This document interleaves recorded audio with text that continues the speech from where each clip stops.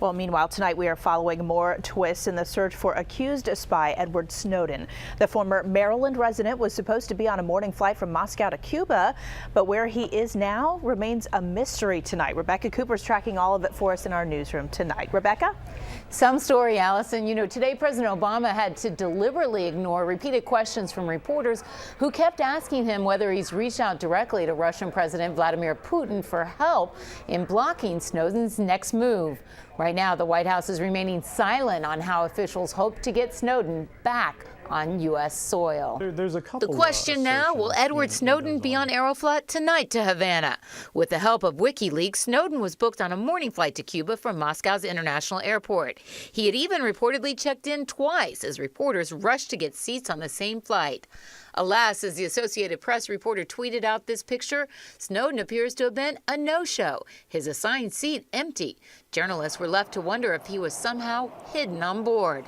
While it remains tonight unclear exactly where Edward Snowden is, it's also unclear what the White House is doing to get him back.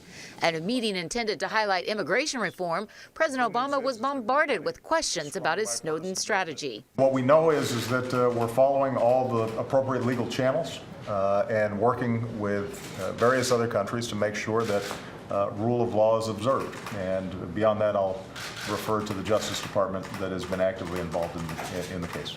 That answer highlighted one problem facing the White House. Multiple countries opposed to the U.S. have expressed interest in helping Snowden escape extradition. Tonight, many still believe the most likely scenario is that the 29-year-old will seek refuge in Ecuador, the country housing WikiLeaks founder Julian Assange in its embassy in London.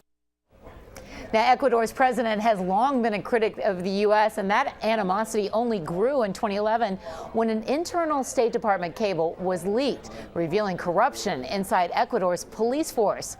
Who published that cable? Julian Assange and WikiLeaks. In the newsroom, Rebecca Cooper, ABC 7 News.